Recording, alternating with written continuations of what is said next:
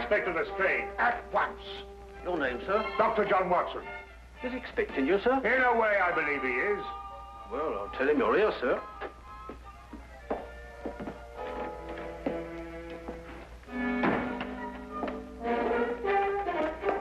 You can go in, sir. Ah, Dr. Watson, I didn't expect to have the pleasure of seeing you again so soon. Will you kindly read that? What is it? Read it. Oh. Yes, sir. Oh. I think it's disgraceful, sir. Absolutely disgraceful. What? Yes, and I'm glad you're here so that I can tell it to you personally. Why, you and I both know that it was Sherlock Holmes who solved the Cunningham case.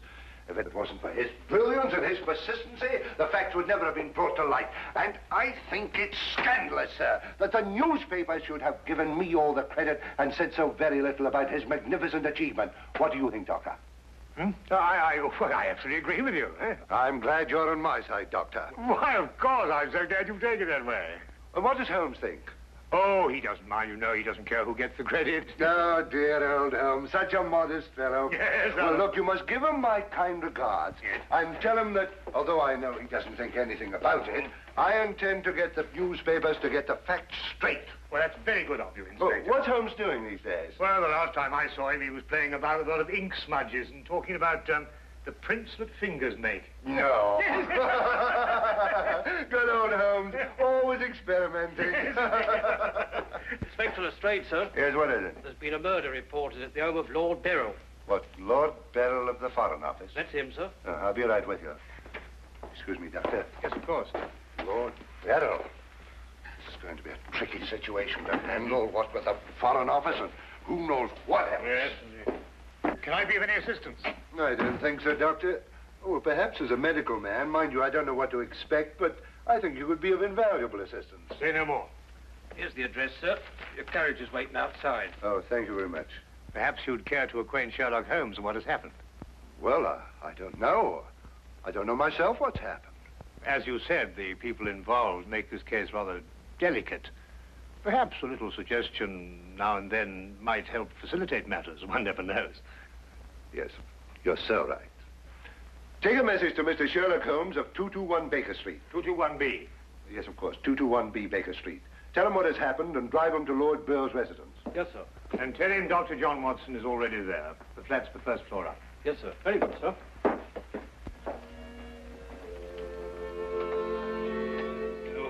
221B Baker Street.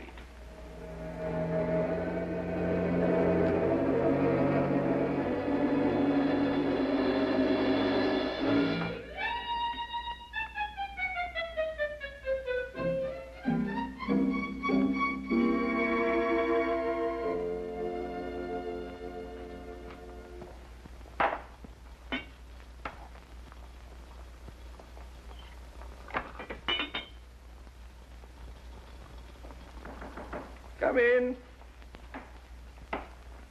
Excuse me, Mr. Holmes. Yes? A message for you, sir. There's been a murder committed at the home of Lord Beryl. Inspector Lestrade and Dr. Watson have already gone there. Thank you. Would you care to have some tea? Some tea, sir? Yes. Is that what you're making? Oh, come along. Come and have a look at this. I'm working on an extract from a special series of pygmy poisons. Oh, very interesting, sir. Tea? Well, yes, I don't mind if I do. You take milk? Yes, sir, please, sir, if I may. Splendid. Sugar? Thank you, sir. Where did I put that sugar? Ah, that's it. It's right here. Help yourself. Thank you, sir. So.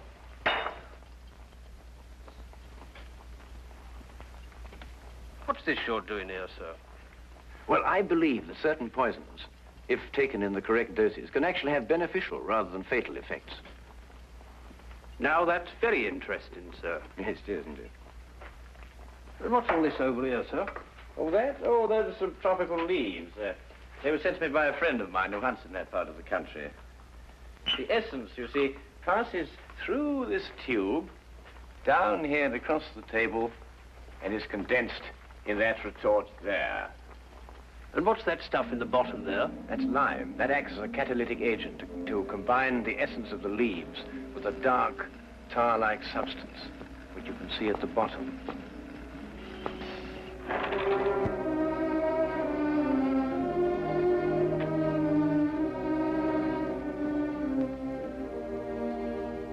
Inspector Lestrade, I demand to see my wife. You've kept me waiting half an hour, and now I should like an explanation. Of course, you're entitled to one, sir. You know that Karl Oberstein was murdered in your study. I was informed of that, and it is a tragedy, of course. But I still don't see that is... Lord Beryl, your wife has confessed to shooting him. What? That's why I couldn't allow you to see her. We were taking her statement. What does she say?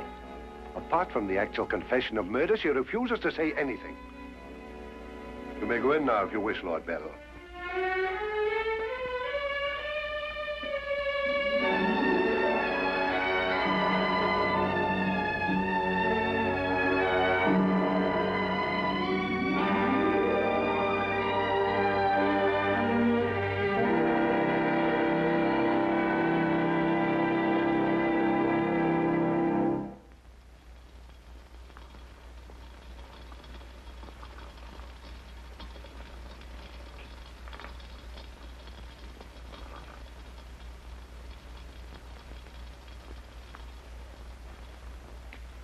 What's that you're putting in now, sir? Well, it's a form of acid dye. Yeah. That's all right. Oh, where have you two been all the afternoon? Didn't the sergeant tell you? Oh, yes, I remember. There was a murder somewhere. Was it interesting? No, Mr. Dwight. Uh-huh. Well, Lestrade, come and have a whiskey and soda. Whiskey and soda, Lestrade. I don't know. I'll be off duty in 5 minutes. Yes, I think that'd be all right.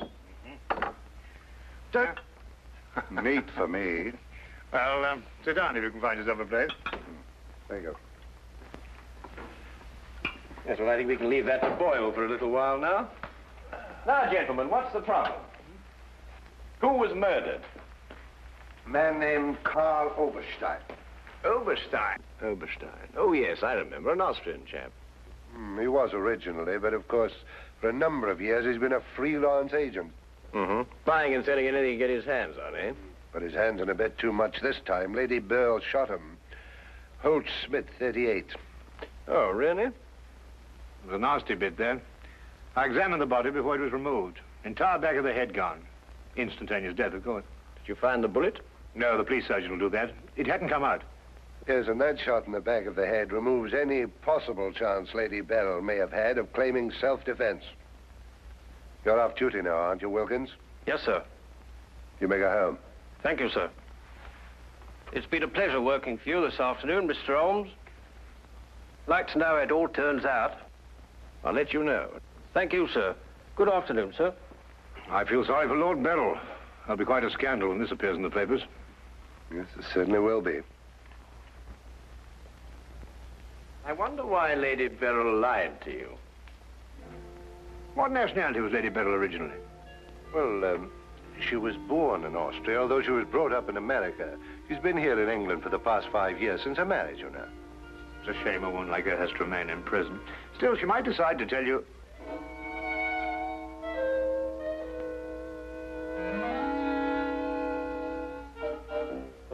What did you say?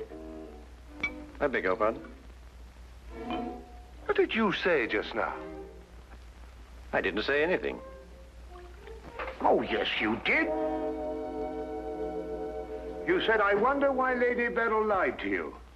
Oh, that. Yes, what did you mean? Nothing, except, of course, that Lady Beryl didn't shoot this chap Oberstein at all. But she confessed to it. Nonsense. She didn't shoot Oberstein because Oberstein wasn't shot. His head was bashed in with a blunt instrument. The revolver you claim was the murder weapon actually belonged to Oberstein. She found it lying by his side and pretended she'd done it in order to shield her husband. She's no more guilty than you two are. Would you hold that like a good fellow, please? Would you please repeat that? Of course, it's as plain as a... Here, would you mind holding that? Oh, well, it's not plain to me. Well, you told me that Lady Beryl confessed to shooting Oberstein. But Oberstein wasn't shot. Just because you find a man with the back of his head shattered and a gun lying by his side is no reason to assume he's been shot. Thank you. You also assumed that the bullet had lodged in Oberstein's cranium because it hadn't emerged through the front. Now, any student of elementary ballistics knows that the greatest damage to the skull is on the opposite side to which the bullet entered. The point of entry is always clean. But the gun we found was an Austrian gun, and Lady Beryl is an Austrian. Now, there's a logical bit of reasoning for you. Would you mind holding that, please? Lady Beryl saw Oberstein lying there and jumped to the same conclusion we did. Well, Lady Beryl's innocent. Then somebody else is guilty. Brilliant. We've got to get back to the premises and re-examine them for clues. You come with us, Holmes. This nonsense can wait. Nonsense? Nonsense. Nonsense? Did you say nonsense? I'll have you know, Inspector Lestrade, that if the law enforcement agencies of this country were a little, an infinitesimal amount more advanced than ancient Neolithic man, I would not have to be doing the basic research work that will in time benefit police bureaus throughout the earth. You may have a point, Mr. Holmes. A point? The only point is human, of which there is a paucity in the halls of our defenders of the public. So do you really think so? I certainly do think so. And I'll tell you a few other things in a bit.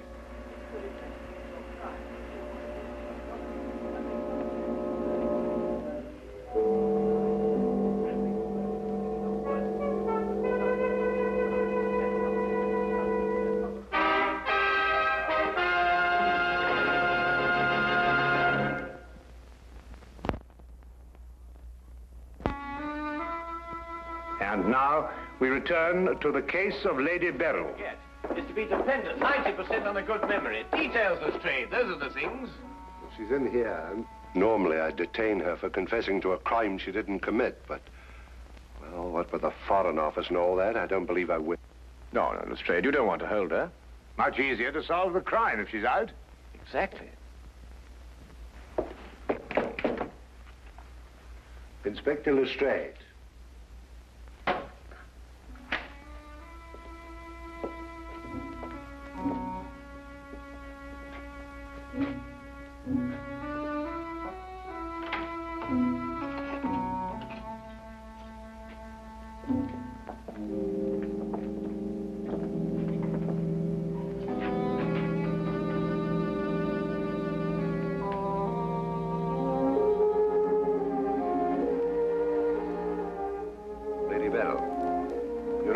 We're releasing you.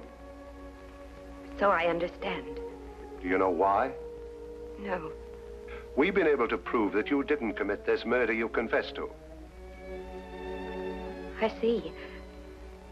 We would, however, like an explanation as to why you confessed to this crime.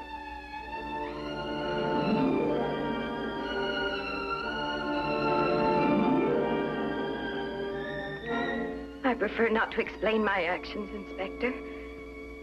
You realize, of course, that your actions are in themselves punishable and that we could detain you. I see. You still prefer to make no statement? That is correct. Very well, Lady Beryl. You'll be released as soon as the formalities can be cleared. Thank you. Human beings lie to gain, to cover, or to protect.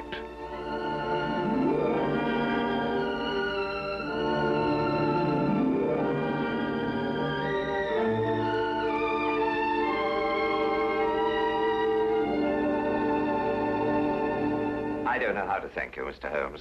Please consider me forever in your debt. Not at all.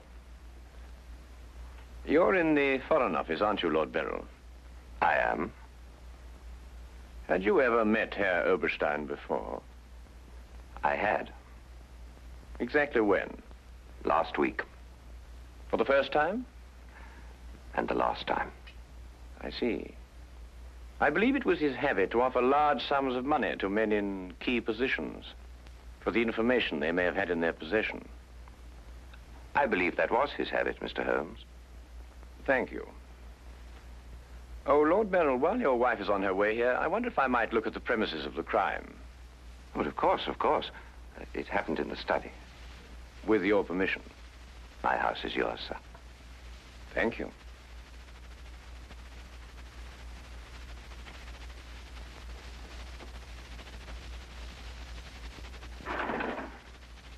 Well, now, let me see. Karl Oberstein was lying about there. Of course, it's been removed.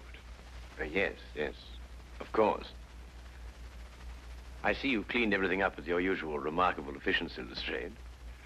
Now, look here, Holmes. I didn't know there was going to be any mystery about this affair. Oberstein's head was here, Holmes, and his feet were there. Thank you, Watson.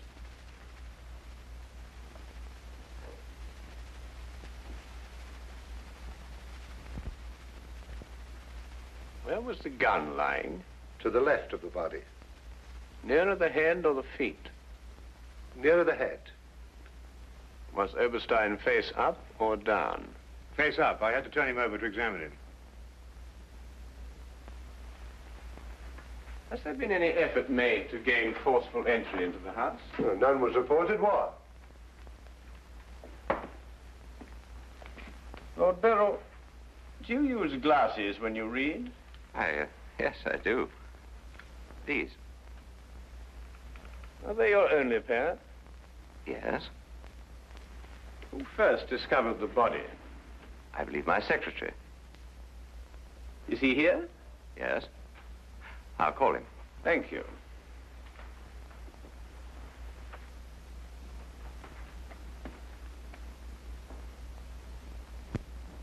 Lestrade, where was Lord Beryl at the time you estimated the crime was committed? He'd been at a meeting with high government officials all day. Oh, good, good. Why did you ask about the glasses, Holmes? It's because Lord Beryl wears glasses when he reads that Lady Beryl confessed to a crime she didn't commit. What? This is my secretary, Mr. Ross. You've met Inspector Lestrade and Dr. Watson. This gentleman is Mr. Sherlock Holmes. How do you do? I understand it's through your efforts that Lady Beryl was returning home. Partially through my efforts. I wonder if I could impose upon you, Mr. Ross. Of course, sir. Would you mind taking these sheets of paper and roughly outline the position in which you discovered the body? Outline it in scraps of paper. If you would be so kind. Why, of course. What's the purpose of that? How many men have you on the premises, Lestrade? 2 outside. Why? Good, good. I wonder if you'd mind taking them into the garden behind this window and making a thorough search of the premises for a radius of 30 feet. Looking for what? Anything that doesn't belong in a garden. Are you serious, Holmes? Shh. Completely.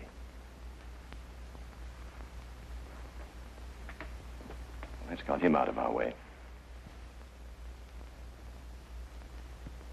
Have you examined your safe, Lord Beryl? I have, Mr. Holmes. All my papers are intact. Excellent, excellent. Does Mr. Ross have the combination to your safe? Yes?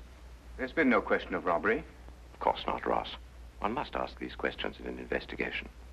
Of course. Good afternoon, Lady Beryl. Nina, my darling. How are you? I'm all right, George. Quite all right. You must rest. This experience must have been horrible for you. It's all right. It didn't last long enough to be too difficult. I don't know how, but Holmes has solved the entire thing. Has he really? Not entirely, Lady Beryl. Not yet. Do you expect to? I can only hope to. Mr. Holmes, if there's anything I can do to help. If it would not be too much of an imposition, Lady Beryl, I would like you to retake the position in which Mr. Ross discovered you when he entered the room. Mr. Holmes, my wife has had a harrowing experience. Please consider her nerves at this point. You're forgetting, Lord Beryl, that your wife confessed to a crime she didn't commit. The circumstances are somewhat exceptional. But if Lady Beryl would rather not... It's quite all right, George. Now, let me see.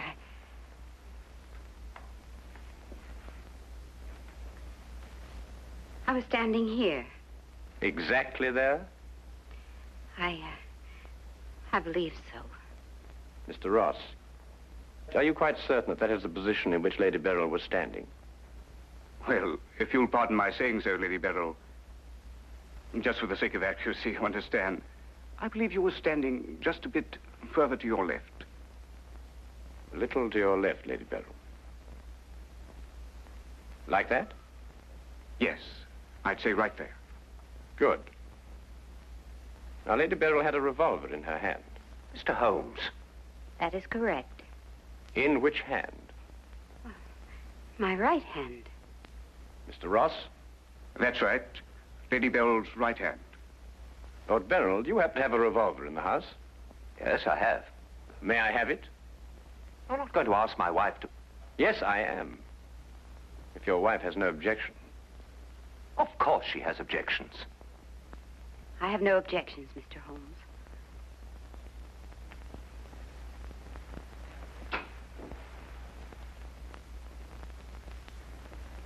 Ah, excellent. A .38 caliber. Do you notice, Watson, that it's patterned very closely after the Schmidt-Holtz, the revolver in question? Lady Beryl, is that the way you held it? I believe so. Mr. Ross?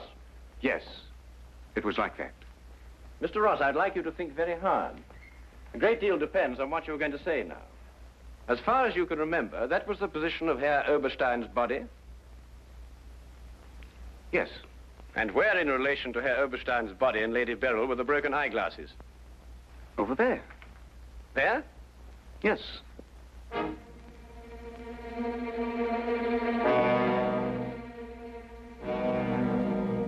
Watson, were there any glasses on the floor when you found the body? Absolutely not. You're positive? Positive. That's right. I didn't know what I was saying.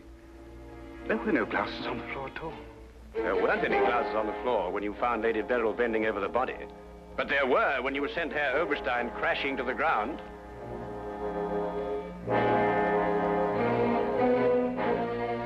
Before you run, Mr. Ross, look at Lady Beryl. I don't understand this, Mr. Holmes. Oh, very simple, really.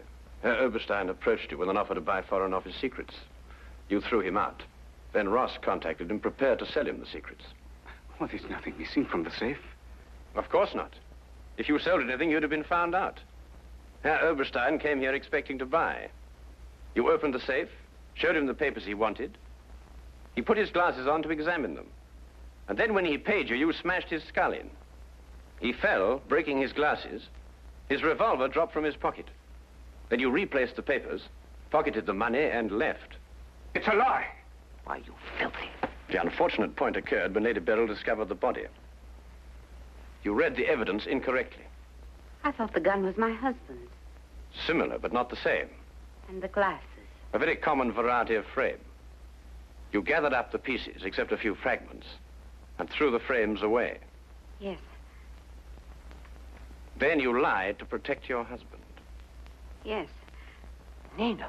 Brilliant, Holmes. Absolutely brilliant. Thank you, Watson.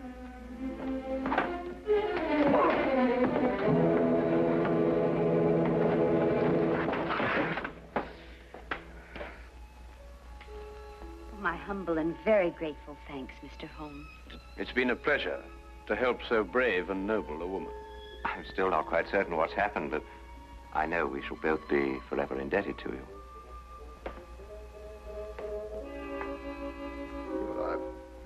Searched the whole garden, Holmes. Couldn't find anything but this old pair of glasses. They're broken at that. Really? Mr. Holmes has solved the entire case, Inspector. He has? How? By the little things, Lestrade. The little things that one must remember.